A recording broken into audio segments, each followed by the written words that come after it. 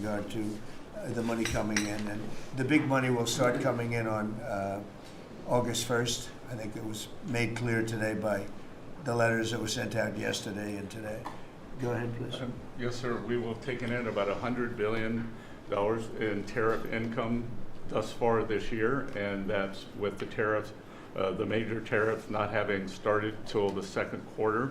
So we could expect that could be well over $300 billion by the end of the year. We don't agree with CBO scoring, but for those who do, the CBO scored tariff income over the next 10 years at $2.8 trillion, which we think is probably low. And, sir, under your leadership, we're witnessing. And they gave us no credit during this last little, the great, big, beautiful bill. I always use the word great. I add that to it because it really is what it is. It's never been anything like it, actually.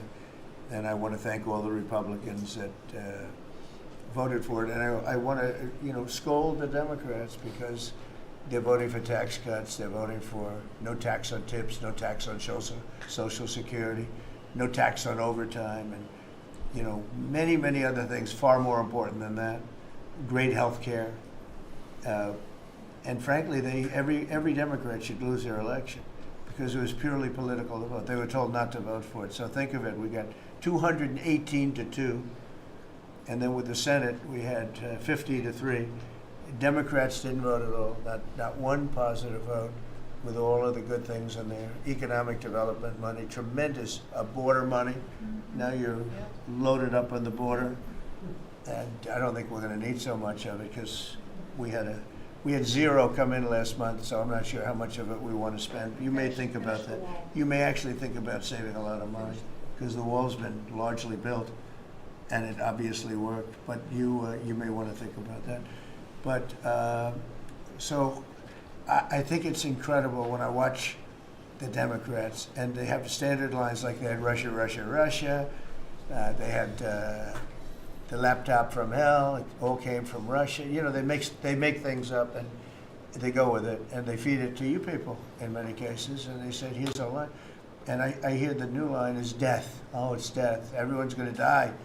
There's nothing to do with death. In fact, we're saving our country. Death is from allowing 25 million people into our country, of which 3 or 4 are stone cold, hard criminals.